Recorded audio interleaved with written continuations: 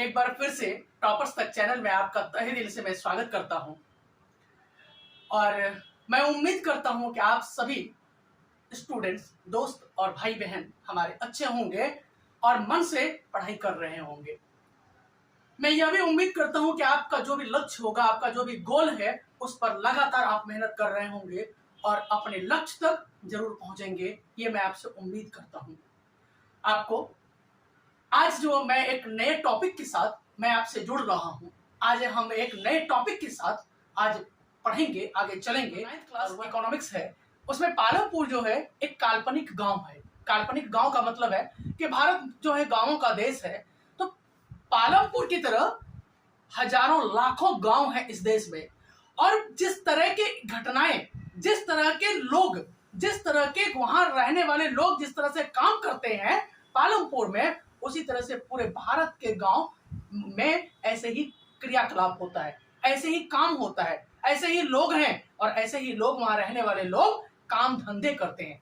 उसी के बारे में हम लोग देख रहे हैं कि पालमपुर एक काल्पनिक गांव है। कोई पालमपुर कोई गांव का नाम नहीं है, एक काल्पनिक गांव, एक नाम ऐसे ही चुन लिया कि भाई कोई पूरे भारत में जितने गांव हैं, तो गांव में लोग कैसे रहते हैं, गांव में लोग क्या काम करते हैं, गांव में लोग कैसे खाते हैं, गांव के लोगों का रोजगार क्या है, गांव के लोग खेती कैसे करते हैं। तो इसी तरीके से पालमपुर की एक घटना ली गई ताकि पूरे भारत में जितने गांव हैं, वो गांव में रहने वाले लोग भी ऐसा ही करते होंगे। पालमपुर एक काल्पनिक गांव है जिसको पाठ का मूल आधार बनाया गया है। इसमें क्या है कि पालमपुर एक काल्पनिक गांव है और उसमें पाठ में जो हमारी चैप्टर है उसमें उसके आधार, उसका बेस बनाया गया है कि भाई यहाँ जैसे जैसे काम होते होंगे, जैसे जैसे गांव में रहने वाले लोग होंगे, वैसे ही पूरे भारत में होंगे। भारत के गांवों में कृषि उत्पादन की प्रमुख गतिविधि है। गांव के लोग, पता ही है, खेती का काम उनका मेन है। और भी काम करते हैं, दुकानदारी करता है, कई सारे और काम करते हैं, लेकिन मेन जो काम है वो खेती है। जैसे शहर के लोगों का मेन काम क्या है? रोजगार है, चाहे दुकान चलाएंगे, नौकरियां करेंगे या कोई ना कोई काम करेगा। लेकिन गांव में लोग जो है, अगर कोई गांव में रह रहा है तो मान करके चलिए 70 से 80-90% लोग जो है वो खेती ही कर रहा है। अगर अपने से नहीं करता है तो दूसरे से करवाता है, मजदूर रख के करवाता है, दूसरे बटाईदार पे करवाता है, लेकिन मेन जो काम है वो क्या है? खेती है, एग्रीकल्चरिंग है। पालमपुर में कृषि ही मुख्य क्रिया है। पूरे भारत के गांव में क्या है? वहां का लोगों का जो मेन काम है वो कृषि है, एग्रीकल्चर है। अन्य उत्पादन गतिविधियों में जिन्हें गैर कृषि कहा गया है। गांव के लोगों का दो तरह का काम होता है, एक कृषि कार्य, दूसरा गैर कृषि कार्य। एग्जाम में कई बार ये आया गया है, पूछा गया है। गैर कृषि कार्य अच्छे कंपटीशन में भी पूछा गया है, गैर कृषि कार्य क्या होता है और कृषि कार्य क्या होता है, समझिए पहले अच्छे से बच्चों। एक तो होता है कृषि कार्य और दूसरा होता है गैर कृषि कार्य। कृषि कार्य में जो लोग हैं गांव में रहने वाले, वो खेती करने का काम करते हैं। वो खेती करने का क्या करेंगे कि लोग जो है, कोई खेत को ट्रैक्टर चलाएगा, कोई फसल उगाएगा, कोई फसल उगाने के बाद उसे बाजार में जाकर के बेचेगा, ये कृषि कार्य है। इसके अलावा जो भी काम है वो गैर कृषि कार्य है। अब गैर कृषि कार्य क्या है? भारत में गाँव में जो लोग रहते हैं वो क्या करते हैं? दुकानदारी कर रहे हैं, ये गैर कृषि कार्य है। कुछ लोग क्या कर रहे हैं? ड्राइविंग करते हैं, ट्रैक्टर ड्राइवर है, गाड़ी को ड्राइव करते हैं, वो गैर कृषि कार्य है। और क्या क्या काम है? जो कोई पशुपालन करता है, कोई मछली पालन करता है, ये गैर कृषि कार्य है। तो वही कह रहा है, गैर कृषि कार्य में लघु विनिर्माण, छोटे छोटे सामान बनाते हैं। जैसे मेरे गांव में कई सारे जो परिवार हैं वो कपड़े बुनने का काम करता है, वो भी गैर कृषि कार्य है। कई सारे लोग जो है हमारे गांव में बाजार से मछली ला करके गांव गांव बेचते हैं, वो गैर कृषि कार्य है। कई सारे लोग हमारे गांव में ड्राइविंग करने का काम करता है, वो गैर कृषि कार्य है। कई सारे गांव, हमारे गांव में जो लोग हैं, हमारे गांव में नहीं बल्कि पूरे भारत में, तो क्या कर दुकानदारी का काम करते हैं। छोटा छोटा दुकान गांव में आपको कहीं से कहीं मिल जाएगा। ये जो है जितने काम कृषि को छोड़ करके, कृषि के अलावा, खेती करने के अलावा जितने भी काम गांव में हैं वो गैर कृषि कार्य है। खेती के अलावा जितने भी काम है गांव में वो गैर कृषि कार्य है। कह रहा है उत्पादन का उद्देश्य ऐसी वस्तु। अब गांव में जब खेती करता है कोई व्यक्ति तो क्या करता है? फसल लगाता है। फसल लगाता है तो उत्पादन होता है, प्रोडक्शन होता है। जैसे गांव में हमने गेहूं की फसल लगाई तो क्या होगा, 3-4 महीने में, 5 महीने में गेहूं हमारा उपज हो जाएगा। उसे प्रोडक्शन कहते हैं, उत्पादन कहते हैं। कह रहा है उत्पादन का उद्देश्य ऐसी वस्तु या सेवाएं उत्पादन करना है जिनकी हमें आवश्यकता है। लोग, कोई भी व्यक्ति अगर खेती करता है तो उसे क्या करता है, वस्तु विनिर्माण करता है, वस्तु बनाता है, वस्तुएं प्रोडक्शन करता है। तो कह रहा है गांव के लोग अगर खेती करता है तो कोई खेती करता है, उसके अलावा कई सारे लोगों को रोजगार मिलता है, तो उसे क्या करते हैं, सेवा कहते हैं। तो इसी प्रकार से हम आगे की चीजें हम धीरे धीरे देखेंगे, आगे क्या है, सेवा क्या है, उसको देखेंगे हम लोग। आज हम लोग जो है देखते हैं, जैसे जैसे बुक में आपका दिया गया है उसी हिसाब से मैंने आपका शेड्यूल बनाया है, आज हम लोग उसको समझते हैं। उत्पादन के लिए गांव में जो खेती करता है, गांव में जो प्रोडक्शन करता है, उत्पादन करता है, उसके लिए 4 चीजों की आवश्यकता होती है। 4 थिंग्स। कौन कौन सी चीजें? पहला, सबसे पहला भूमि चाहिए। दोस्तों, कोई भी चीज अगर फसल उगाओगे तो सबसे पहले आपको क्या चाहिए, जमीन चाहिए, मिट्टी चाहिए, भूमि चाहिए। सबसे पहले भूमि एवं प्राकृतिक संसाधन। संसाधन को मैंने पढ़ा चुका हूं। प्राकृतिक संसाधन, कोई भी चीज बनाएंगे सबसे पहले मिट्टी, जमीन, और उसके बाद जो फसल है वो चाहिए हमें। उसके बाद जब खेती करेंगे, खेती करने के लिए क्या चाहिए, पैसा चाहिए। और पैसा को क्या कहते हैं, पूंजी। खेती करने के लिए सबसे पहले जो है उत्पादन करने के लिए जमीन चाहिए, उसके बाद हमें पैसा चाहिए, भौतिक पूंजी चाहिए। तीसरा क्या चाहिए, श्रम चाहिए। श्रम मतलब मेहनत, मजदूरी। श्रम मतलब वर्कर्स, श्रम मतलब मजदूर, ये चाहिए। और चौथा क्या चाहिए, ज्ञान, नॉलेज, कि भाई खेती कैसे करेंगे। गांव में पहले के जमाने के लोग खेती करते थे तो क्या करते थे, वो लोग खेती करते थे तो स्किल के साथ खेती नहीं करते थे, दिमाग के साथ खेती नहीं करते थे। फसल लगा दिया, बीच में कभी चले गए, थोड़ा सा फसल हो गया, हम उसमें बहुत अधिक मेहनत नहीं करते थे, इसलिए पैदावार कम होता था, इसलिए प्रोडक्शन कम होता था। लेकिन आज हम लोग कोई भी फसल उगा रहे हैं उसमें टेक्नोलॉजी का यूज कर रहे हैं, ज्ञान का यूज कर रहे हैं, मिट्टी में किस चीज की कमी है उसको डालते हैं, तो इससे हमारा फसल जो है बहुत अधिक होने लग गया है। उत्पादन के लिए 4 चीजें, भूमि, भौतिक पूंजी, श्रम और ज्ञान एवं उद्यम। अब भूमि तथा प्राकृतिक संसाधन। भूमि, प्राकृतिक संसाधन क्या क्या है, एक तो जल है, दूसरा पेड़ पौधे हैं, वन है, जंगल है, और तीसरा मिनरल्स है, खनिज। मिनरल्स इसको कहते हैं, सभी बच्चों को पता होगा। मिनरल्स का मतलब है, खनिज का मतलब है सोना, चांदी, हीरा, अवरक, ये सारा खनिज है हमारा। ये सारा क्या क्या है, खनिज है। तो ये सारे हमारे प्राकृतिक संसाधन है। इन संसाधनों का इस्तेमाल करके कोई व्यक्ति जो है, कोई व्यक्ति प्रोग्रेस कर सकता है, कोई व्यक्ति आगे बढ़ सकता है। दूसरा, कोई व्यक्ति प्रोडक्शन कर सकता है। दूसरा, भौतिक पूंजी। भौतिक पूंजी 2 प्रकार का होता है, अस्थाई पूंजी, कार्यशील पूंजी। पूंजी 2 प्रकार का। पूंजी का मतलब होता है किसी व्यक्ति के पास व्यापार करने के लिए जो पैसा है उसे पूंजी कहते हैं। जैसे मान ले जाए किसी व्यक्ति को कहीं दुकान खोलना हो, उसके पास क्या चाहिए, 2 लाख रुपए चाहिए, 50,000 रुपए चाहिए, वो उसकी पूंजी है। किसी व्यक्ति के पास पूंजी क्या है, किसी व्यक्ति के पास अगर उसका घर है और उससे उसे रेंट आ रहा है, वो उसकी पूंजी है। किसी व्यक्ति के पास मशीन है और उससे वो कपड़े बिनता है, तो वो उसकी पूंजी है। तो पूंजी जो है वो 2 प्रकार का होता है, एक अस्थाई पूंजी, दूसरा कार्यशील पूंजी। अस्थाई पूंजी क्या है, अस्थाई पूंजी ऐसे पूंजी होती है जो किसी के पास हमेशा रहता है अस्थाई रूप से।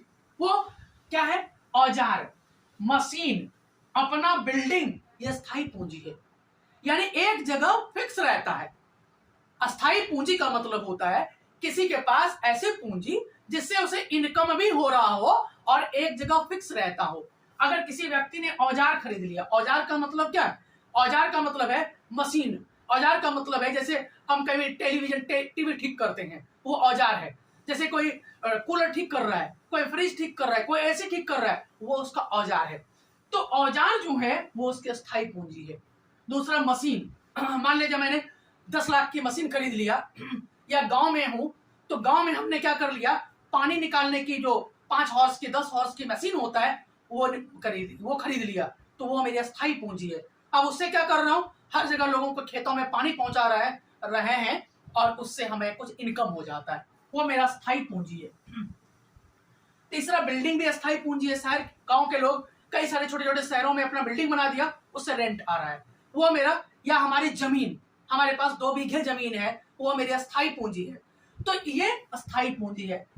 कार्यशील पूंजी क्या होता है कि जो रेगुलर हम उसको यूज करते हैं और उससे रोज आगे बढ़ने की कोशिश करते हैं। जैसे मैंने दुकान खोला और दुकान पे हमने 2 लाख रुपया लगाया, 2 लाख, आज हमारे पास 2 लाख रुपया लगाया, 1 महीने में हमें 5,000 रुपए की कमाई हो गई, वो कार्यशील पूंजी है। जो पैसा है वो कार्यशील पूंजी है। कच्चा माल और नगद पूंजी जो कैश होता है हमारा, 10,000, 5,000, 20,000, 50,000, लाख, 2 लाख, वो मेरा नकद पूंजी जो होता है वो मेरा कार्यशील पूंजी होता है, जो इसको हम यूज करके आगे बढ़ने की कोशिश कर रहे हैं, जिसको हम रोज पैसा इस्तेमाल करते हैं, वो मेरा कार्यशील पूंजी है। और कच्चा माल भी जो है वो कार्यशील पूंजी है। तीसरा है श्रम, यानी काम करने वाले लोग। गांव में जो मेहनत मजदूरी करने वाले लोग हैं वो श्रम, उसको वर्कर्स कहते हैं, उसे मजदूर कहते हैं। और चौथा है ज्ञान एवं उद्यम। ज्ञान कहां से प्राप्त होगा? ज्ञान कौन देता है? ज्ञान किसके पास है? मानव के पास है, व्यक्ति के पास, हमारे पास, आपके पास, आपके परिवार के पास, पढ़े लिखे लोगों के पास। तो ये है, प्रोडक्शन करने के लिए, उत्पादन करने के लिए 4 चीजों की जरूरत होती है दोस्तों: भूमि, भौतिक पूंजी, श्रम और ज्ञान एवं उद्यम। फिर से एक बार, भूमि क्या करता है कि कोई भी व्यक्ति अगर कोई भी फसल लगाएगा तो जमीन में लगाएगा। तो उत्पादन करने के लिए, पैदावार करने के लिए सबसे पहली चीज जमीन चाहिए। दूसरा, पूंजी चाहिए, पैसा चाहिए। पैसा ही नहीं होगा तो बीज कहां से लाएंगे? ट्रैक्टर से खेतों में फसल कैसे लगाएंगे? पानी कहां से देंगे? ये इन सारे काम करने के लिए पैसा चाहिए। तो दूसरा भौतिक पूंजी, तीसरा वर्कर्स, काम करने वाले लोग, और चौथा स्किल्स यानी नॉलेज, ज्ञान। अब हमने इसको देख लिया, अब आगे देखते हैं हम लोग। गांव में पूरे भारत में जो जमीन नापने की इकाई है वो हेक्टेयर है। एग्जाम में कई बार आया हुआ, 1-2 बार नहीं, कईयों बार 9th क्लास में चैप्टर में पूछा गया है कि पालमपुर गांव में भूमि मापने की इकाई क्या है? हेक्टेयर है। पूरे भारत में एक्सेप्टेबल है, पूरे भारत के लोग हेक्टेयर को जानते हैं। हालांकि उत्तर प्रदेश, बिहार, झारखंड, राजस्थान में बीघा भी मापते हैं, तो बीघे से हम लोग जमीन को मापते हैं, लेकिन हेक्टेयर जो है वो पूरे भारत में स्वीकृत है, सभी लोग जानते हैं हेक्टेयर को। इसलिए पूरे भारत में जो जमीन को नापा जाता है, मापा जाता है, उसे हेक्टेयर में मापा जाता है। एक बच्चों ने कहा क्लास में पढ़ाते वक्त कि सर जमीन को लीटर में क्यों नहीं नापते? अरे बच्चों, जमीन को लीटर में इसलिए नहीं नापते हैं कि जमीन कोई लिक्विड पदार्थ तो है नहीं, इतना सा है नहीं कि लीटर से माप दिया। जमीन को हम लोग हेक्टेयर में मापते हैं और 1 हेक्टेयर बराबर 10,000 स्क्वायर मीटर स्क्वायर होता है। ये देख लिया। अब भारत में, पूरे भारत में पालमपुर गांव में जो जमीन है, जो मिट्टी है, जो पूरे साल में फसल उगाने के तरीके हैं, वो 3 प्रकार से उगाया जाता है। एक खरीफ फसल है, दूसरा रबी फसल है और तीसरा जायद फसल है। खरीफ फसल, रबी फसल, जायद फसल, ये कितनी बार एग्जाम में आया हुआ है। केवल 9th क्लास में ही नहीं, बड़े बड़े कंपटीशन में एक क्वेश्चन पूछा गया है कि खरीफ फसल और रबी फसल में मुख्य अंतर क्या है। तो खरीफ फसल और रबी फसल में अंतर हम लोग देखेंगे। खरीफ फसल वर्षा ऋतु में लगाया जाता है। जैसे अभी बारिश का मौसम आ रहा है, जैसे जुलाई का मौसम आता है तो हमारे देश में मॉनसून स्टार्ट हो जाता है। मॉनसून का मतलब होता है पूरे देश में बारिश का स्टार्ट हो जाना को मॉनसून कहते हैं। पूरे देश में जब बारिश का मौसम आ जाता है, स्टार्टिंग हो जाता है, उसे मॉनसून कहते हैं। तो हमारे देश में जैसे ही मॉनसून आता है, और हमारे देश में मॉनसून कब आता है? जुलाई के महीने में, यानी 15 जून के बाद। अभी आप देखेंगे 15-20 दिनों के बाद, 25 दिनों के बाद भारत में बारिश धीरे धीरे शुरू हो जाएगा। तो आप कहेंगे सर ये क्या था? अभी जो आप बारिश हुई 2-4 दिन पहले, ये क्या था?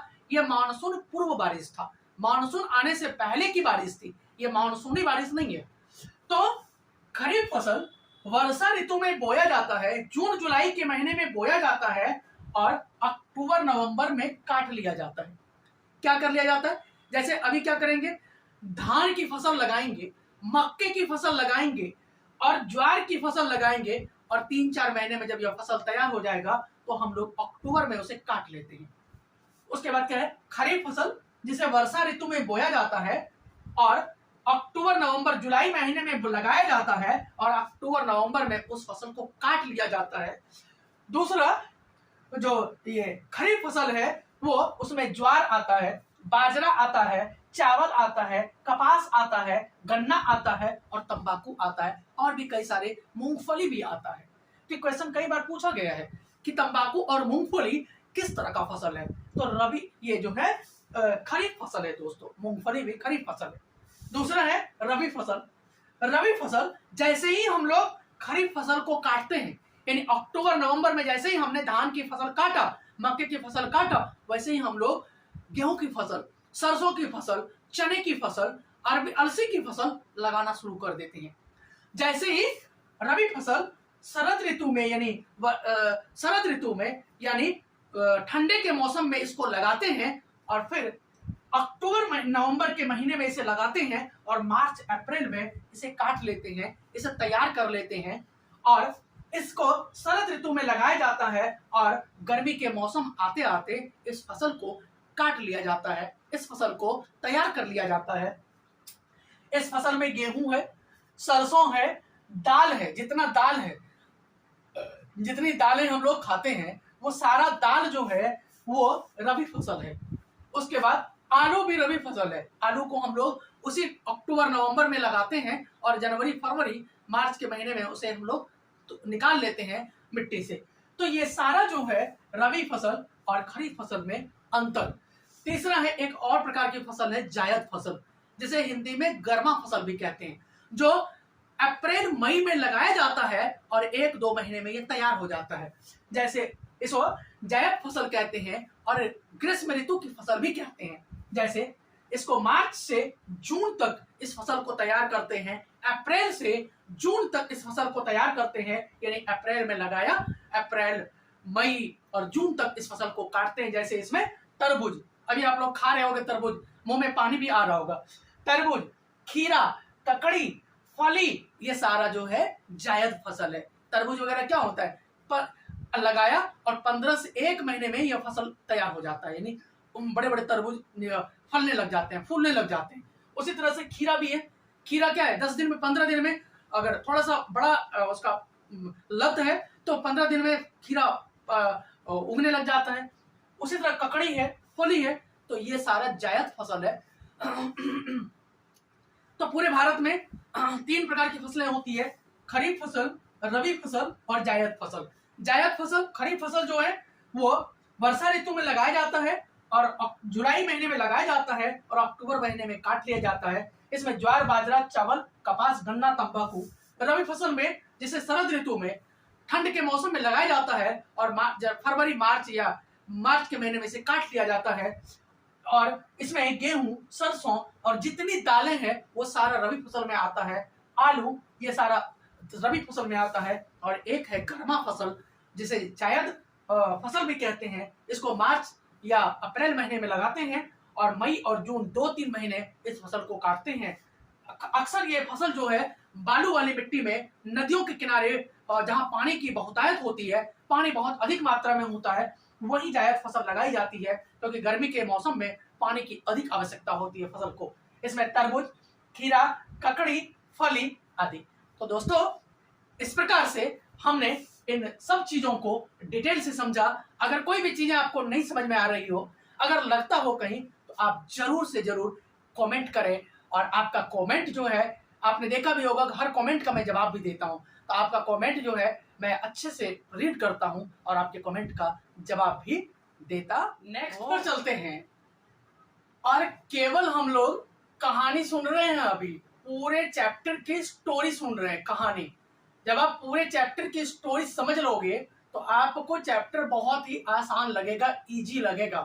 तो हम केवल चैप्टर की कहानियां सुन रहे हैं, आगे हम देखते हैं कि इस चैप्टर में और क्या क्या चीजें हैं। उसके बाद इस चैप्टर से रिलेटेड जितने क्वेश्चंस होंगे जो करीब करीब 10 साल में आए हुए होंगे, उस पर हम लोग एक एक करके डिस्कस करेंगे। उसके बाद सबसे इम्पोर्टेंट जो इस चैप्टर का क्वेश्चन है वो ग्रीन रेवोल्यूशन है, जो हरित क्रांति है, वो केवल हरित क्रांति 9th में नहीं है दोस्तों, वो 9th के बाद 10th, 11th और 12th, और केवल हिस्ट्री में नहीं, केवल इकोनॉमी में नहीं, ज्योग्राफी में भी पूछा जाता रहा है। तो आने वाले टाइम जो है वो कई सारे क्वेश्चन यहाँ से आपको पकड़ में आएंगे। तो हम लोग चलते हैं कि नेक्स्ट भाई क्या हुआ और गांव के लोग कैसे रहते हैं, एक गांव में कितने लोग रहते हैं। मैं जो पालमपुर गांव की कहानी पढ़ा रहा हूं तो आपको अपने गांव की कहानी याद आनी चाहिए, या पूरे भारत में जितने गांव हैं, गांव में किस प्रकार के लोग रहते हैं। एक ही गांव में ऊंची जाति के लोग, नीची जाति के लोग, गरीब अमीर, पढ़े लिखे लोग, अनपढ़ लोग, सारे लोग एक साथ कैसे रहते हैं, इसी के बारे में हम यहाँ डिटेल से समझने वाले हैं। देखते हैं, पालमपुर ही कृषि ही मुख्य प्रक्रिया है। गांव में क्या होता है कि एक ही काम है, कृषि का काम। और ऐसा नहीं कि काम तो कृषि और गैर कृषि भी है। कुछ लोग दुकानदारी भी कर रहे हैं, कुछ लोग ड्राइविंग भी कर रहे हैं, कुछ लोग जो है कपड़े बुनने का काम भी कर रहे हैं, कई सारे काम हैं। लेकिन 75% से 80% जो लोग हैं वो कृषि का काम, खेती करने का काम करते हैं। गांव में 450 परिवार रहता है। 150 परिवारों के पास खेती के लिए जमीन नहीं है। ऐसा ही होता है, हमारे गांव में भी ऐसा ही है कि अगर 500 लोग हैं तो करीब करीब 150 आदमी के पास अपनी जमीन है ही नहीं। यहाँ भी वही कह रहा है कि पालमपुर गांव में क्या है, 450 परिवार रहता है। 450, एक परिवार में 4 से 5 लोग मेंबर हैं।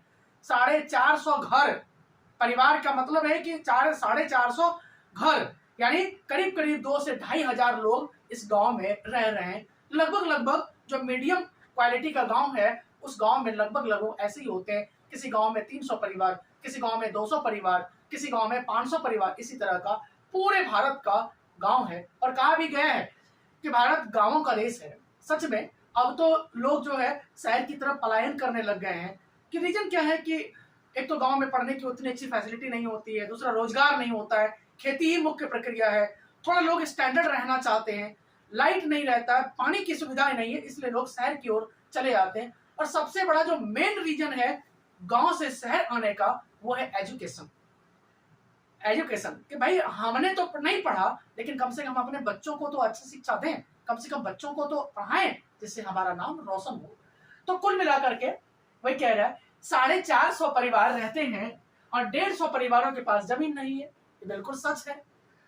बाकी 240 परिवारों के पास 2 हेक्टेयर से कम क्षेत्रफल वाले छोटे भूमि के टुकड़े हैं। अभी मैंने बताया था कि पूरे भारत में जो जमीन मापते हैं वो किस में, हेक्टेयर में। सभी बच्चे कमेंट करेंगे कि जमीन को मापने की इकाई क्या है। जो भी बच्चे वीडियो देख रहे होंगे वो एक बार जरूर कमेंट करेंगे जमीन को मापने की इकाई क्या है। तो कह रहा है हेक्टेयर है। गांव की कुल जनसंख्या का 1/3 भाग दलित या अनुसूचित जाति का है। हमारे गांव में भी ऐसे ही जो छोटी जाति के हैं, जिसको हम लोग दलित कहते हैं, जो अनुसूचित जाति के लोग कहते हैं, वो भी गांव में रहता है। लेकिन वो कहाँ रहता है, गांव से बाहर रहता है, या गांव में भी रहता है तो सभी ऊंची जातियों के साथ मिलकर के नहीं रहता है। बच्चों, चाहे हम कितना भी पढ़ लिख लें, हम कितना भी आगे बढ़ जाएं, लेकिन ये भारत जो है अजीब देश है। यह वही देश है कि एक इंसिडेंट सुनाऊंगा भीमराव अंबेडकर साहब का, आपने भी सुना ही होगा। यह वही देश है दोस्तों कि भीमराव अंबेडकर जब ऑफिसर बनकर के पूना शहर में आए तो पूना शहर में किसी ने भी उनको रहने के लिए घर नहीं दिया। बड़े ऑफिसर बनकर के आए थे, आपने देखा भी होगा, मूवी में भी देखा होगा। पूरे परिवार कहीं भी वो जाते थे घर किराए पे लेने के लिए, सब लोग यही पूछते थे किस जाति के हो। जैसे वो कहते थे महार जाति का हूं तो कोई भी रहने के लिए घर नहीं देता था उनको। और किसी ने गलती से अगर घर दे भी दिया तो पूरे गांव वाले उसके विरोध में हो गए कि भाई भले ही वो ऑफिसर हो, लेकिन आप एक महार जाति को, एक अनुसूचित जाति को ऊंची जाति के घर में रहने के लिए कैसे किराए पर दे दिया। और किसी तरह जब सारे गांव के लोगों ने उनको घेर लिया तो किसी तरह उनके दोस्त ने उनकी जान बचाई और वो भागे। और वो कितने बड़े राइटर बने, कितने बड़े लेखक बने, देश के संविधान निर्माता बने, आपने देखा ही होगा। तो ये वही देश है, आज भी यही गांव की यही हकीकत है। तो गांव की कुल भूमि का 1/3 भाग अनुसूचित जातियों का है। गांव में ज्यादातर भूमि के स्वामी ऊंची जाति के 80 परिवार हैं। जितना जमीन है गांव में, आज भी किसी गांव में चले जाओ, जितनी जमीनें हैं गांव में, वो लगभग जमीनें जो है ऊंची जातियों के पास है। कई कई मैं भी जाता हूँ अपने गांव, तो वहां देखता हूँ जो ऊंची जाति के लोग हैं या जो भी हैं, उनके पास 200 बीघे 300 बीघे जमीन आज भी हैं। और कई सारे ऐसे गरीब परिवार हैं जिनके पास अपनी जमीन ना के बराबर है, दूसरे जमीन पर खेती करते हैं। तो इस प्रकार से पूरे गांव की यही कंडीशन है। ये तो केवल पालनपुर गांव के बारे में पढ़ रहे हैं, लेकिन हमारे गांव, आपके गांव, उनके गांव, इनके गांव, सबके गांव की कहानी एक जैसी ही है। थोड़े बहुत आगे पीछे, जैसे अगर पंजाब का देख लें, हरियाणा का देख लें, वेस्टर्न यूपी का देख लें, इधर इटावा, शामली, इन सब बागपत, इन सब का देख लें, तो थोड़ा सा यहाँ तो चेंजिंग हुआ है। लेकिन आज भी अगर आप झारखंड चले जाएं, आप बिहार चले जाएं, आप ओडिशा चले जाएं, आप असम चले जाओ, आप कर्नाटका, केरला, तमिलनाडु चले जाओ, पूरे भारत की लगभग कंडीशन ऐसी ही है। पालनपुर गांव में शिक्षा के लिए एक हाई स्कूल का मतलब है 8वीं से 10वीं, 7th से 10th, और 2 प्राथमिक विद्यालय, प्राइमरी स्कूल 2 है, क्योंकि बड़ा गांव है, आसपास के बच्चे भी इन्हीं के स्कूल में, गांव के स्कूल में आते हैं। एक स्वास्थ्य केंद्र, एक गवर्नमेंट हॉस्पिटल भी है इस गांव में, और एक निजी अस्पताल भी है। एक क्या है, निजी अस्पताल भी है, प्राइवेट हॉस्पिटल भी है। गांव में आज भी आप देखे होंगे छोटे छोटे डॉक्टर जो है, जो कहीं से प्रैक्टिस करके आए और अपना क्लिनिक खोल देते हैं, तो उस तरह का एक प्राइवेट हॉस्पिटल भी है। गांव के कुल कृषि क्षेत्र का केवल 40% भाग में सिंचाई होती है।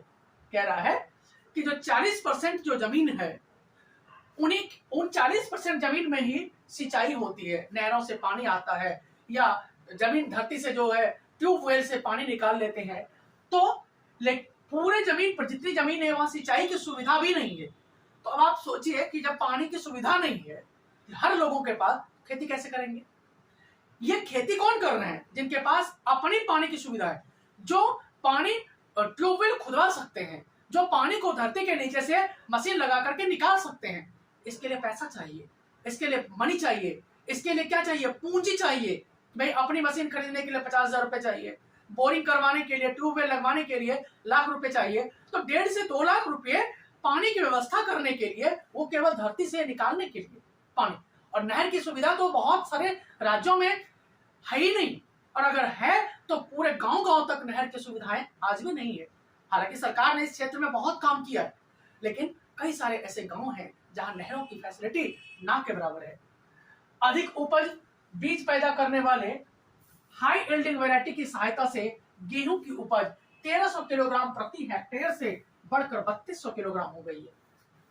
1966 में जब ग्रीन रेवोल्यूशन लाया, उच्च क्वालिटी के दाने HYV नहीं है, याद रखें, कई सारे बच्चे HYV है, हाई यील्डिंग वैरायटी, उच्च क्वालिटी के गेहूं की बीज। कह रहा है उसकी उस तरह प्रकार के बड़े दाने के जब गेहूं मैक्सिको से ला करके भारत में लगाया गया, तो भारत में गेहूं की जो प्रोडक्शन था, गेहूं की जो पैदावार था, पहले हमारे भारत में 1300 किलोग्राम प्रति हेक्टेयर गेहूं होता था। लेकिन जब मैक्सिको से बड़े दाने वाले गेहूं, उच्च क्वालिटी के गेहूं के बीज जब भारत में लगाए गए, तो 1 हेक्टेयर में 3200 किलोग्राम गेहूं की पैदावार होने लगी। आज पूरे भारत में गेहूं की पैदावार तो बढ़ी, नहीं तो हम लोग क्या करते थे, विदेशों से गेहूं मंगवाते थे। अभी ग्रीन रेवोल्यूशन जब पढ़ाऊंगा तो इस पर डिटेल से समझाऊंगा। हम लोग विदेशों से गेहूं मंगवाते थे। इसी चीज को दूर करने के लिए भारत में सरकार ने सोचा कि भाई जब भारत इतना बड़ा देश है, तो क्यों ना हम ऐसा कुछ करें कि भारत की भूमि में इतना ज्यादा गेहूं चावल पैदावार हो कि भारत के लोग भूखे ना मरे। तो इस चीज को दूर करने के लिए भारत ने खेती के तरीके में चेंजिंग किया। किसान जो खेती पुराने तरीके से करते थे, उसके तरीके में बदलाव किया, और उस बदलाव का नाम था ग्रीन रेवोल्यूशन, हरित क्रांति। और हरित क्रांति में क्या किया गया? मैक्सिको से बीज लाया गया। अब इस पर बताऊंगा, मैं यहां समझाऊंगा तो फिर एक लंबी कहानी है, उसको समझाऊंगा। पालनपुर गांव में 25% लोग गैर कृषि कार्य में लगे हुए हैं। गैर कृषि कार्य का मतलब अभी मैंने पहले बताया था कि गांव के लोग 2 ही प्रकार के कार्य करते हैं, कृषि कार्य, गैर कृषि कार्य। Agriculturing, non agricultural activity. Agricultural activity, non agricultural activity. Agricultural activity कृषि कार्य क्या है? जो या तो खेती करते हैं या अपनी जमीन पर या दूसरे की जमीन पर। और नॉन एग्रीकल्चरल क्या है? गैर कृषि कार्य क्या है? कि कोई व्यक्ति दुकानदारी कर रहा है, कोई ड्राइविंग कर रहा है, कोई मछली पालन कर रहा है, कोई पशु पालन कर रहा है, कोई डेयरी पार्लर फार्म खोले हुए हैं, कोई तो अलग अलग तरह के जो काम करते हैं उसे गैर कृषि कार्य कहते हैं। जैसे डेयरी है, दुकानदारी है, लघु स्तरीय विनिर्माण उद्योग, छोटे छोटे सामान बना रहे हैं। छोटे छोटे सामान क्या बना रहे हैं? कुकर के रबड़ बना रहे हैं। छोटे छोटे क्या बना रहे हैं? जैसे गांव में जो है बैठने वाले छोटे छोटे चेयर बना करके बेच रहे हैं। लकड़ी से बनाए हुए जैसे सूप वगैरह है वो सब बेच रहे हैं। ये गैर विनिर्माण उद्योग। परिवहन, कोई बहुत सारे लोग ड्राइविंग करते हैं, अपना गाड़ी खरीद लिया, 3 व्हीलर, उसको चला रहे हैं या किसी दूसरे की गाड़ी को चला रहे हैं। इस प्रकार जो है ये जो भी काम है वो गैर कृषि कार्य है। पालमपुर एवं आस पड़ोस के गांवों और कस्बों और शहरों में दूध, गुड़। गुड़ क्या होता है सभी बच्चे कमेंट करेंगे, और गुड़ की इंग्लिश क्या होती है? गुड़ क्या होता है और किसने किसने खाया है एक बार कमेंट जरूर करेगा मेरे कमेंट सेक्शन में जाकर के।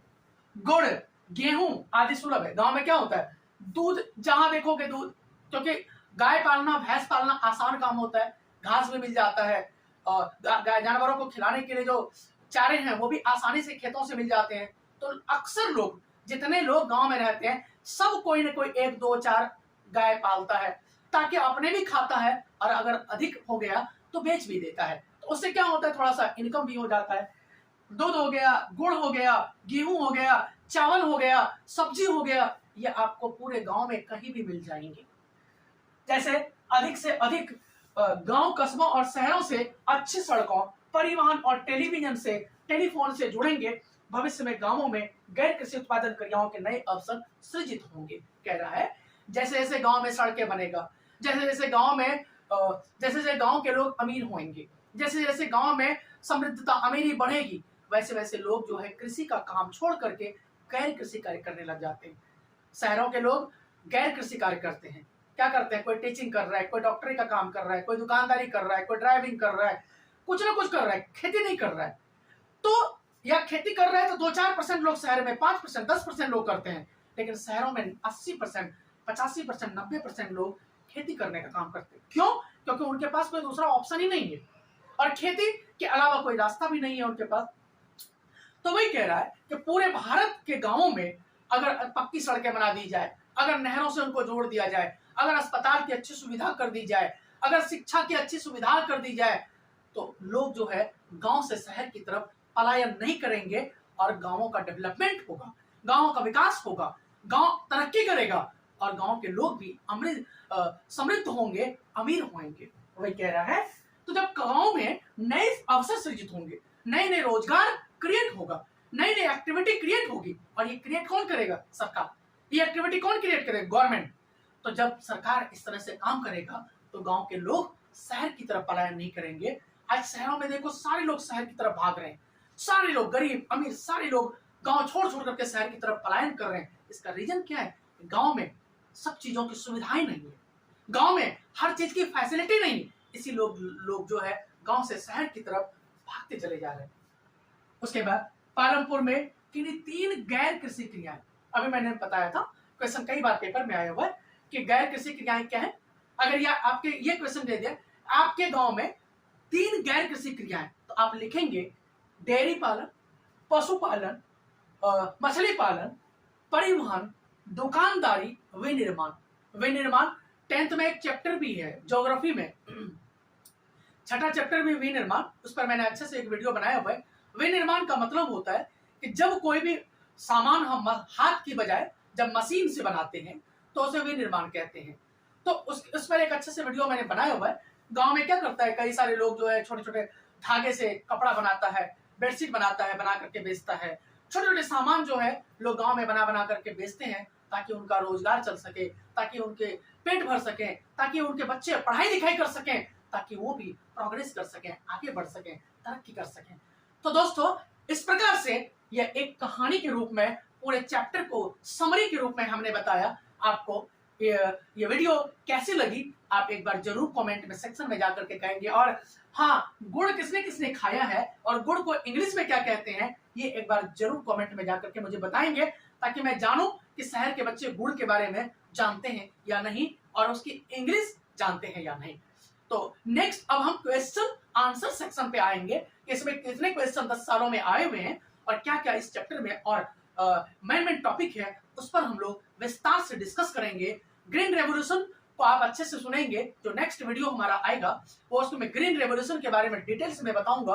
और ग्रीन रेवोल्यूशन जानना आपके लिए बहुत इंपॉर्टेंट है। कोई ऐसा साल नहीं रहा है जहां से एक क्वेश्चन ना आया हुआ हो ग्रीन रेवोल्यूशन का। यही नहीं, केवल 9th में नहीं, 10th, 11th, 12th में किसी भी बड़े बच्चों से आप अगर पूछ लेंगे तो आपको बता देगा।